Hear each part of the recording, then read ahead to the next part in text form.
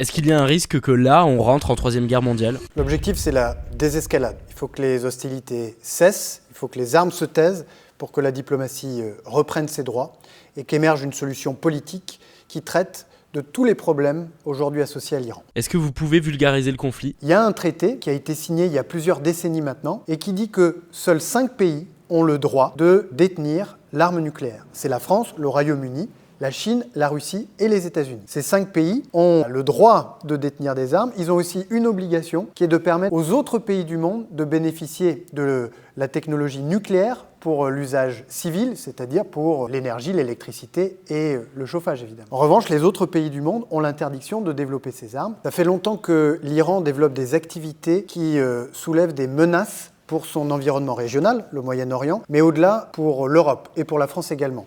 D'abord son programme nucléaire, qui il y a 10 ans avait fait l'objet d'un accord qui le contraignait, dont l'Iran s'est émancipé en se rapprochant d'un programme qui peut avoir une vocation militaire. Deuxième problème, le développement à grande échelle de ces missiles, dont on voit bien à quel point ils peuvent causer du tort aujourd'hui dans cette guerre à tous ses voisins de la région. Troisième problème, son soutien à des groupes terroristes.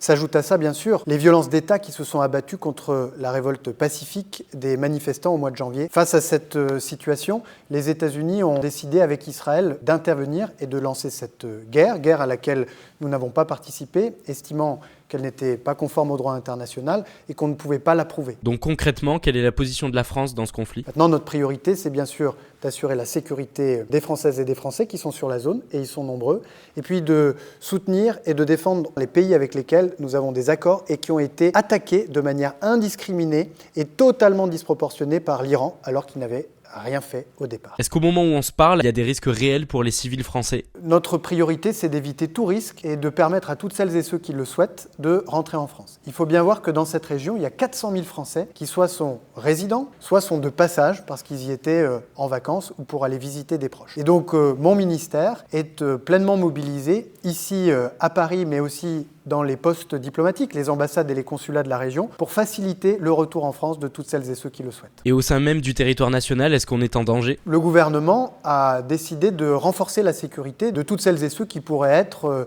du fait de leur parcours, du fait de leur exposition, menacés par des relais de l'Iran. Mais nous ne les laisserons pas faire, puisque nous avons renforcé nos moyens de protection du territoire national également.